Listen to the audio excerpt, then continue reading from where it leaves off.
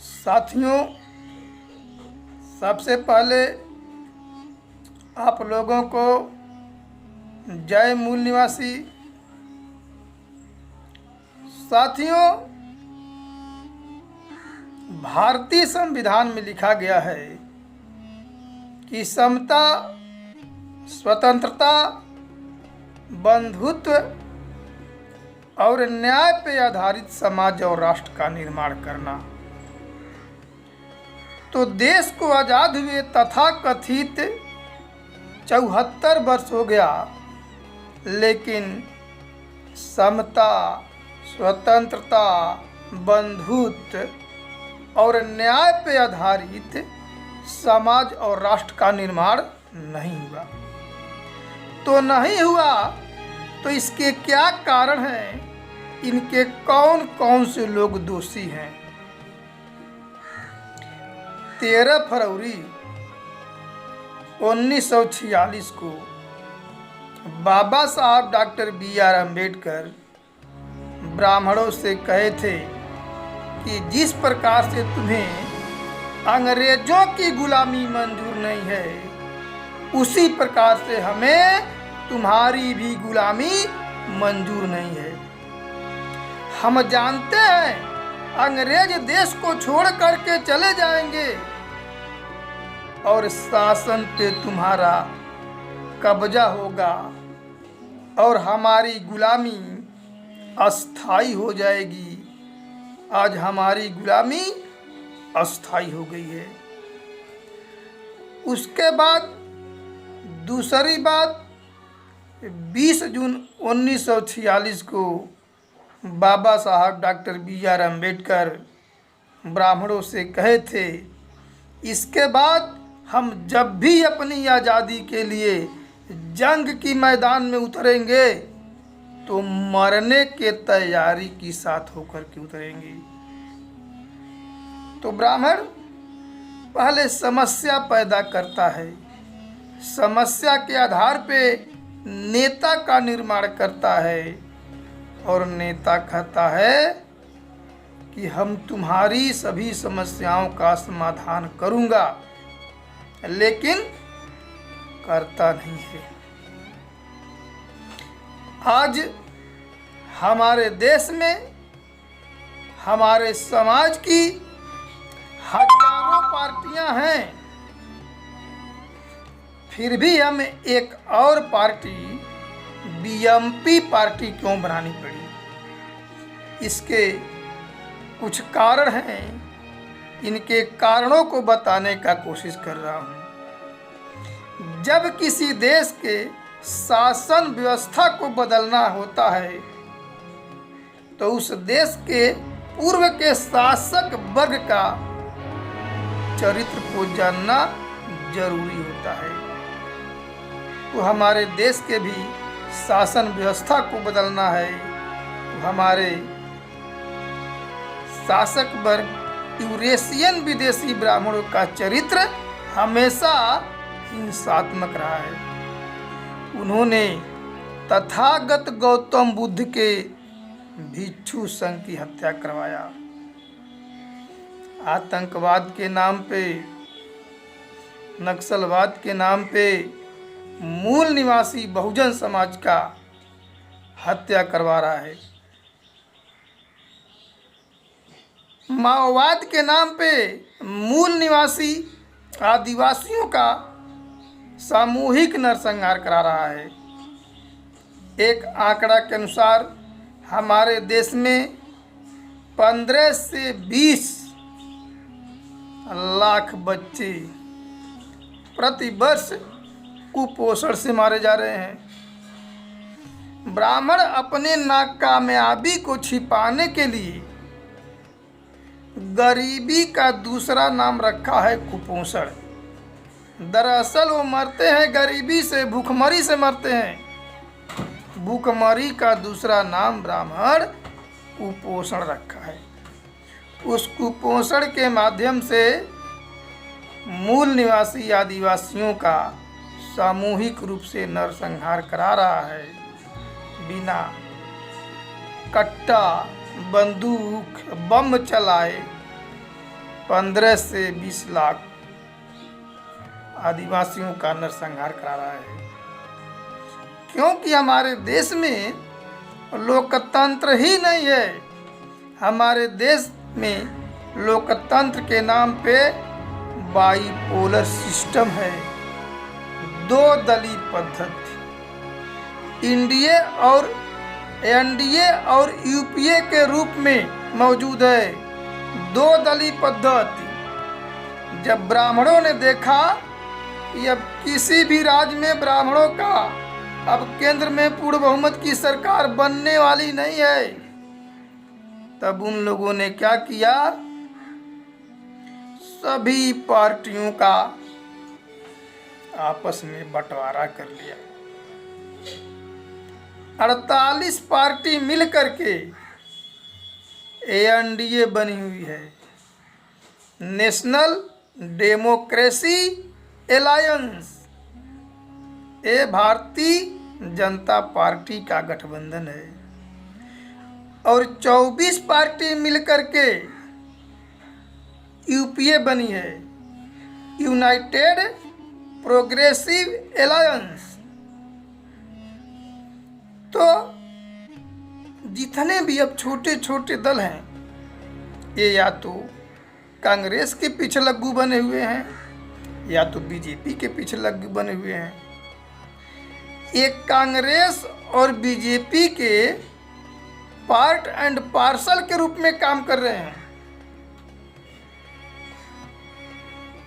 इसलिए इस bipolar system के विरुद्ध खड़ा करने के लिए बीएमपी पार्टी का निर्माण किया गया है, क्योंकि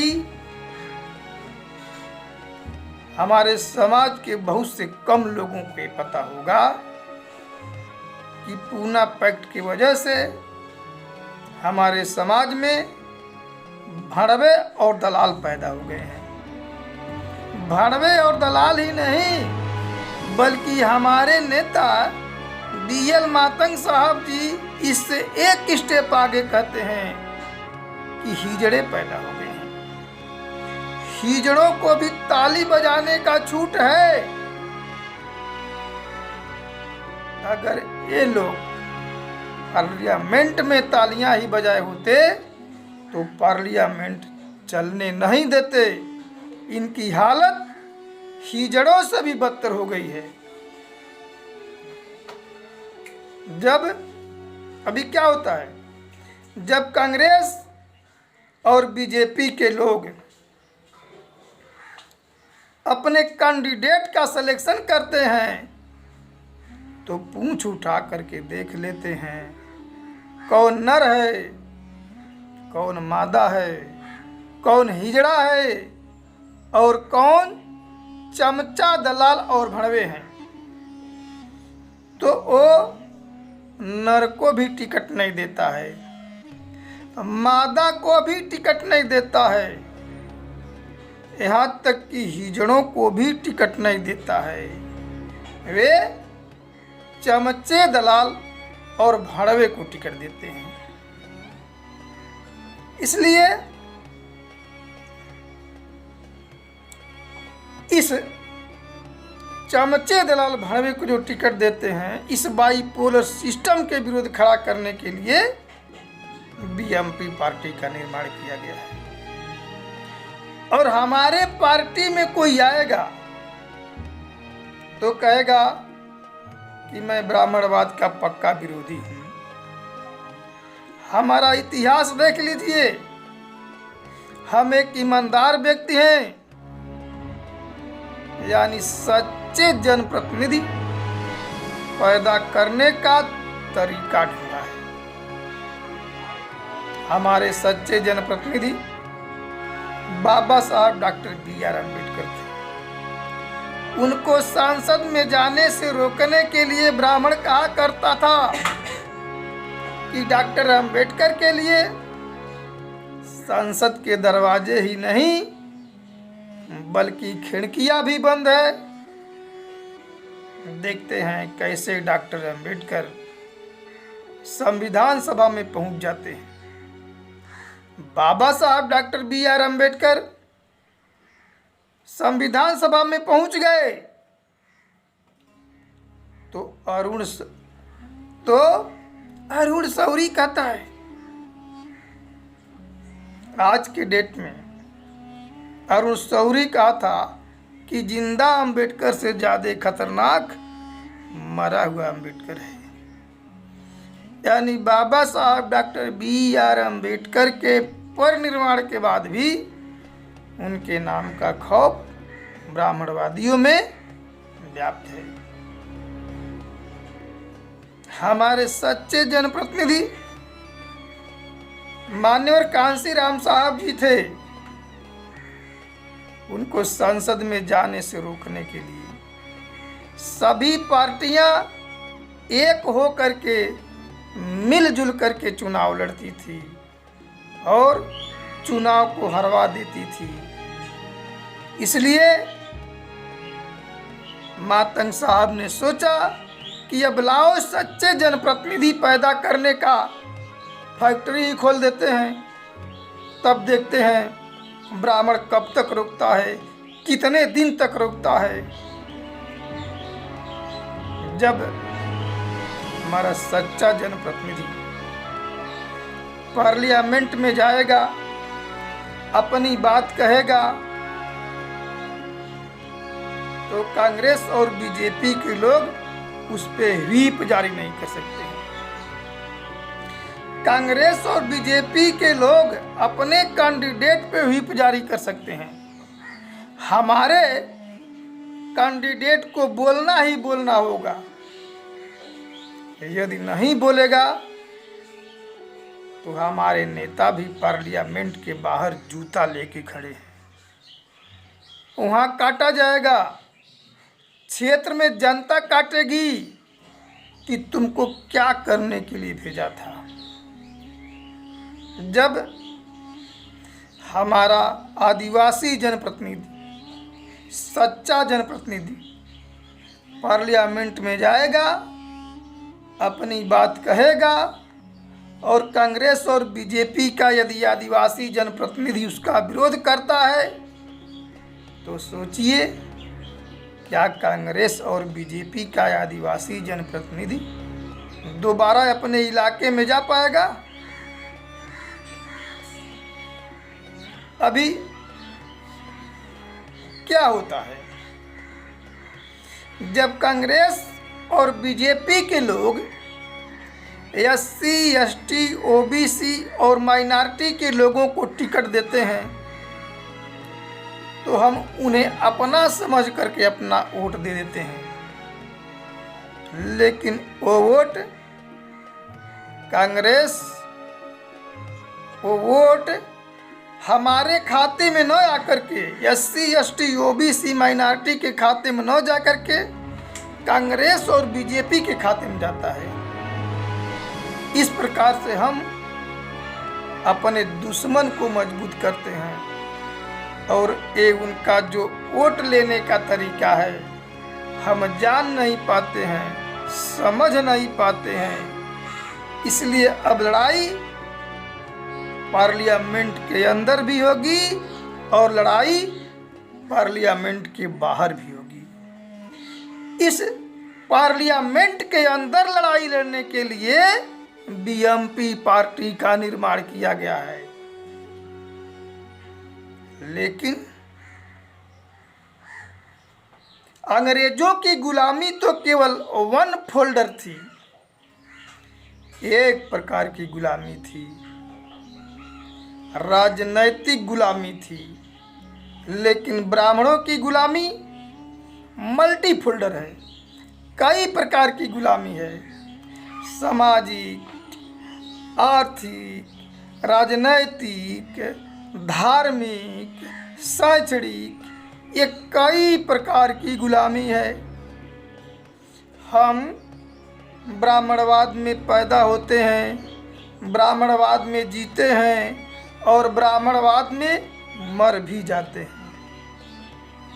इसलिए केवल राजनीति से काम बनने वाला नहीं है, राजनीति के साथ साथ समाज का भी चरित्र ब्राह्मणवाद के विरुद्ध खड़ा कर दीजिए, तब फिर देखते हैं ब्राह्मण कितने दिन तक टिका रहता है, कब तक टिका रहता है। जब राजनीति के चरित्र को ब्राह्मणवाद के विरोध खड़ा करने के लिए वामसेप और भारत मुक्ति मोर्चा ने जन जागरूकता अभियान चलाया,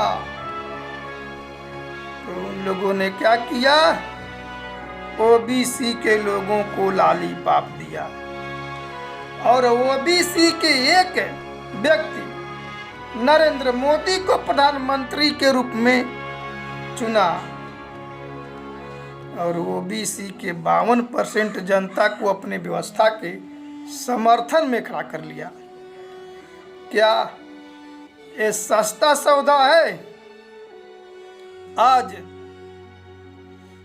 7.5 साल का दिन बीत गया।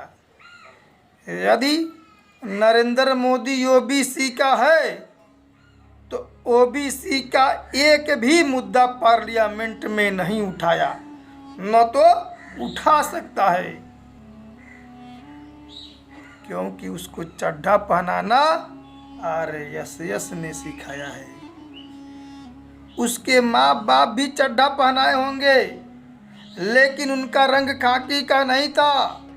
नरेंद्र मोदी को भी डर लगता है कि कहीं आरएसएस के लोग हमारा चड्ढा न खींच दें, नहीं तो नंगा हो जाऊंगा। इसलिए आरएसएस को खुश करने के लिए, ओबीसी के किसानों को भूमिहीन बनाने के लिए काला कृषि बिल पास किया है, इनके जमीनों को छीनने के लिए। क्योंकि नरेंद्र मोदी का डीएनए ब्राह्मणों के डीएनए से मिलता है। जब वह 2002 में गुजरात के मुख्यमंत्री थे और केंद्र में अटल बिहारी वाजपेयी की सरकार थी, तो उन्होंने अपने जाति मोटघाची जाति को ओबीसी में समायोजित कर लिया। बीजेपी कांग्रेस पे आरोप लगाती है कि कांग्रेस मुसलमानों का तुष्टीकरण कर रही है, तो कांग्रेस ने क्या किया, ये साबित करने के लिए कि हमारे ऊपर लांछन लगाती है बीजेपी और हमने ही सबसे ज़्यादा कांग्रेस का सत्यानाश किया, इसको साबित करने के लिए वह सच्चर कमेटी का गठन कर दिया। और सच्चर कमेटी रंगराजन मिश्रा रिपोर्ट ये बताता है कि सबसे ज़्यादा मुसलमानों का सत्यानाश हमने ही किया है, बेशक से वह पता होने नहीं दिया। जिस सच्चर कमेटी में भीख मांग करके पेट पालने वाले जातियां जोगी साईं फकीर का हिस्सा था, जिस सच्चर कमेटी में भालू बंदर नचा करके जीवन यापन करने वाले जातियां नट मदारी कलंदर का हिस्सा था, अरे जिसमें जोगी साईं फकीर नट ये सब भिखमंगों जातियों का जो है कि हिस्सा था, जिसमें वो रुई धुनने वाले जातियां धोनी का, सिलाई करने वाले जातियां जुलाहे का हिस्सा था, जिसमें सफाई करने वाले जातियां हेल्ला हेलकट हलाल खोर का हिस्सा था। उसे आज तक लागू क्यों नहीं किया? अब हमारे देश में मुसलमानों को शक की निगाह से देखा जाता है, आतंकवाद से जोड़ करके देखा जाता है। मुसलमानों को आए दिन ये सिद्ध करना होता है कि हम भी भारत देश के हैं, हम भी देश प्रेमी हैं, हम देशद्रोही नहीं हैं। इसलिए मुसलमानों को भी सुरक्षा चाहिए, मुसलमानों को भी उनका हक अधिकार चाहिए। उनके आबादी के अनुपात में जो भी भागीदारी होता है, हिस्सा बकरा होता है, वो हमारे यहाँ आकर के ले लें, नहीं तो जा कर के कांग्रेस और बीजेपी के आगे भीख मांगे। ये इनके ऊपर निर्भर करता है कि उनको हक चाहिए, अधिकार चाहिए या भीख चाहिए। उनके दानिश्वर, उनके विद्वान, उनके उलेमाओं को ये बात समझानी होगी कि प्रत्यक्ष या अप्रत्यक्ष रूप से हमारा साथ देते हैं तो हमारी पार्टी कोई राजनीतिक पार्टी नहीं है, बल्कि आने वाले जनरेशन की आज़ादी की पार्टी है। तो साथियों, बीएमपी पार्टी क्यों बनाई गई आप लोगों को बता दिया गया है, और आने वाले समय में आप लोग ये मत कहिएगा कि यदि बहुजन समाज पार्टी थी तो बहुजन मुक्ति पार्टी क्यों बनानी पड़ी। आप लोगों ने हमारी बात को ध्यानपूर्वक सुना, उसके लिए धन्यवाद। जय मोदी।